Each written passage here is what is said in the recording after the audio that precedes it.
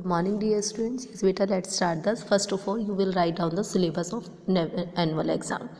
आज हम annual exam का सिलेबस भी लिखेंगे और बेटा हो सकता है एनुअल एग्ज़ाम से पहले आपके प्री एनुअल भी एग्ज़ाम हो। प्री एनुअल और एनुअल एग्ज़ाम का सेम सिलेबस रहेगा, इसलिए मैं आपको बता रही हूँ कि प्री एनुअल एग्ज़ाम हो जनवरी में या फरवरी में या मार्च में एनुअल एग्ज़ाम हो, सिलेबस आपका यही रहेगा। ठीक है, तो you will write down the syllabus of annual exam. English first में चैप्टर 10 और चैप्टर 12 आएगा आपका। रिपीट चैप्टर लिए हैं बेटा हमने, लास्ट सेमेस्टर से हमने चैप्टर लिए चैप्टर 8 और 9। तो इंग्लिश लिटरेचर में हमारे 4 चैप्टर्स हो गए, 8, 9, 10, 12। ठीक है, उसके बाद इंग्लिश सेकंड की बात करते हैं। न्यू चैप्टर है हमारे चैप्टर 13, 14, 15, 16 एंड 17। और बेटा रिपीट चैप्टर लिए हैं हमने चैप्टर 10 और 12। ठीक है बेटा, ये तो आपका सिलेबस हो गया एनुअल एग्ज़ाम्स के लिए। बेटा आपका एनुअल एग्ज़ाम है प्री एनुअल एग्ज़ाम है, उसका यही सिलेबस रहेगा आपका। ठीक है, उसके बाद बेटा हम बात करते हैं एनुअल एक्टिविटीज़। आपको एक्टिविटीज़ बनानी है, आपको बताइए हाफ ईयरली एग्ज़ाम में और एनुअल एग्ज़ाम में हम 10 मार्क्स की एक्टिविटी बनाते हैं और सभी को पार्टिसिपेट करना कंपलसरी होता है। ठीक है, तो आपको एनुअल एग्ज़ाम्स के लिए एक्टिविटी तैयार करनी है। Annual activity make a chart paper, एक आपको चार्ट पेपर बनाना है।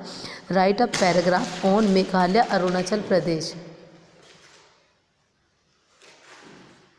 Right a paragraph on Arunachal Pradesh with picture. आपको एक अरुणाचल प्रदेश पर एक चार्ट पेपर बनाना है, उस चार्ट पेपर में पिक्चर्स लगानी है चारों कॉर्नर पर। सपोज़ ये आपका चार्ट पेपर है, इसके कॉर्नर पे आप पिक्चर्स लगा देंगे कोई भी अरुणाचल प्रदेश से रिलेटेड, उसके बारे में आपको यहाँ पर लिखना है बेटा। इसमें आपको पिक्चर नहीं पेस्ट करनी है, इसमें अरुणाचल प्रदेश के बारे में लिखना है आपको। यहाँ पर सबसे ऊपर लिखेंगे आप इंग्लिश एक्टिविटी अरुणाचल प्रदेश, फिर यहाँ पर अरुणाचल प्रदेश के बारे में आप लिख देंगे। लिखने के बाद नीचे अपना नाम, क्लास और सेक्शन डालेंगे। ठीक है बेटा, तो ये तो रहा बेटा आपका syllabus of annual exam and annual activity. ठीक है, अब हम बात करते हैं बेटा अभी तक जितने भी आपने चैप्टर किए। देखिए वैसे तो आपका एनुअल का चैप्टर कंप्लीट हो चुके हैं, लिटरेचर के भी और लैंग्वेज के भी, लेकिन बेटा अभी मैंने आपको बताया हमने रिपीट चैप्टर लिए हैं। इंग्लिश लैंग्वेज में चैप्टर लिए 10 और 12, तो आज मैं आपको 10 चैप्टर की रिवीजन करा रही हूँ। तो फर्स्ट ऑफ ऑल वैसे तो आप कर चुके हैं ये, लेकिन फिर भी मैं आपको रिपीट कर रही हूँ एक बार, जिससे आपका रिवाइज भी हो जाएगा और आपका वर्क भी हो जाएगा। ठीक है, तो first of all you will write down the date. Today is 1 Jan, आज 1 जनवरी है 2021। ठीक है, इस पर हम लिखेंगे रीडिंग। इसमें हमारे चैप्टर का नाम है द प्रीपोजिशंस। वैसे भी तो मैं लास्ट क्लास में भी आपको करा चुकी हूँ, पहले भी कराया है मैंने आपको, UT1 में हमने करा था ये चैप्टर। ठीक है, जिन बच्चों का कंप्लीट नहीं है वो कंप्लीट कर लेंगे और जिनका कंप्लीट है वो उनको चेक करके उसको रिवाइज करेंगे। ठीक है, तो लेट्स स्टार्ट। प्रीपोजिशन। प्रीपोजिशंस क्या होती हैं? A preposition is a word which is place before a noun और pronoun to show its relation with some other words in a sentence. Sentence में प्रीपोजिशंस वो होती हैं जो प्लेस बिफोर नाउन और प्रोनाउन, नाउन से और प्रोनाउन से पहले शो करता है, और जो दो सेंटेंस के बीच में रिलेशन शो करते हैं कि इनका वर्ड से क्या रिलेशन है। जैसे फर्स्ट सेंटेंस है the sentry is dash the gate. जो सेंट्री वाले होते हैं वो गेट पर हैं, तो पर क्या आएगा? तो ऑन। तो फर्स्ट में हमने लिख दिया ऑन। उसके बाद the cows are dash pastry in, there is an egg dash the plate on, the red is dash the hall in, the cap lies dash the table on, I shout an arrow dash the deer on, the cat is looking dash the fish at, the crayons are dash the drawer in, the water bottle is laying dash the table on, there is a beautiful painting dash the wall on।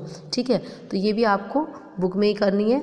सारी जो भी मैं work करा रही हूँ आपको सब book में ही करना है। ठीक है, कुछ भी वर्क आपको नोटबुक में नहीं करना है। ठीक है, लेकिन आपको बेटा ये लर्न ज़रूर करना है। जब तक आपको लर्न नहीं होगा आप कुछ भी नहीं कर पाएंगे। ये रिपीट चैप्टर है, रीडिंग रिपीट चैप्टर। ठीक है, उसके बाद नेक्स्ट पेज करेंगे अब नेक्स्ट है आपका fill in the blanks in at on, जैसे भी हमने लास्ट क्लास में किया है, लास्ट पेज पे किया है। अब इन और एट के बारे में हम पढ़ लेते हैं। इन बेटा, इन इज़ यूज्ड विद, इन का यूज़ हमेशा month, years, parts of day और सीज़न, जहाँ पर किसी मंथ का जिक्र हो रहा है, किसी ईयर का जिक्र हो रहा है, मॉर्निंग का या इवनिंग का समय की बात हो रही है, ठीक है, या किसी सीज़न की बात हो रही है, विंटर, स्प्रिंग, समर, किसी सीज़न की बात हो रही है, वहाँ पर हम इन का यूज़ करते हैं। उसके बाद एट का यूज़ बताती हूँ। At is use with clock time, night, noon, मतलब जहाँ पर हमें किसी पर्टिकुलर समय की बात हो रही है, किसी समय को लेकर के नाइट में या इवनिंग में इस तरीके की बात हो रही है, वहाँ पर आता है eight.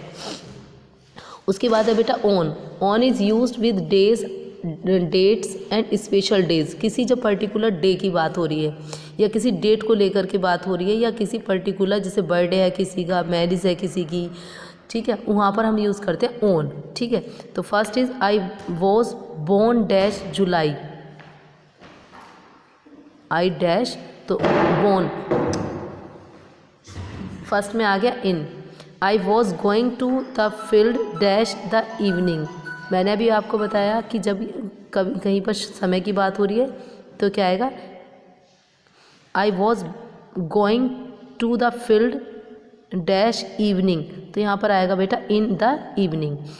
My father presented me a beautiful watch dash my birthday, मेरे फादर मुझे प्रेजेंट, बहुत सुंदर वॉच प्रेजेंट करिए मेरे बर्थडे पर, क्या, ऑन माई बर्थडे पर। We are going to Agra dash Friday on, we sleep dash night at, my friend visit us dash summer in, the match begins dash 10 o'clock eight, ठीक है। तो यहाँ पर हमने पढ़ा इन, एट, ऑन।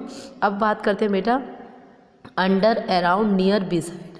देखिए अब हमें पता चल जाएगा कौन सा वर्ड कहाँ पर यूज़ करना है। The cat is under the bed, नीचे, अंडर मतलब उसके नीचे गिरे, यहाँ पर मे होता तो इन, मे तो अंदर हो गया, मे में भी अंदर होता है लेकिन यहाँ पर बात करें नीचे की, तो अंडर। उसके बाद बात करते हैं the mouse was running around the jug, mouse जो है वो रन कर रहा है, चारों तरफ घूम रहा है, अराउंड द जग। उसके बाद है the table is near the window, जो टेबल है वो विंडो के पास है, near. The cups are beside the kettle, beside बराबर में, ठीक है।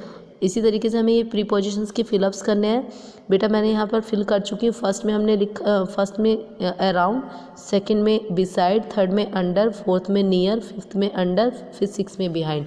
तो ये मैं डन कर चुकी हूँ, ये आपको यहाँ पर फिलअप्स में फिल करना है, ठीक है। उसके बाद नेक्स्ट है आपका, इसमें हमें between, between, among, into, near, सारे वर्ड्स को मिक्स करके लिखना है, ठीक है। तो ये चैप्टर आपका कंप्लीट हो गया, चैप्टर नंबर, कौन सा चैप्टर था ये, चैप्टर नंबर 10, ठीक है। चैप्टर नंबर 10 कंप्लीट हो गया। वैसे तो ये आप पहले भी कर चुके होंगे, लेकिन जिन बच्चों का कंप्लीट नहीं है वो यहाँ से कंप्लीट कर लेंगे इसको, और ये एग्ज़ाम्स के लिए भी आप तैयार करेंगे, ठीक है। ओके बेटा, अगर किसी को कोई प्रॉब्लम है तो आप जूम क्लास पे आके या क्वेरी बॉक्स में आप मुझे मैसेज कर सकते हैं। ओके।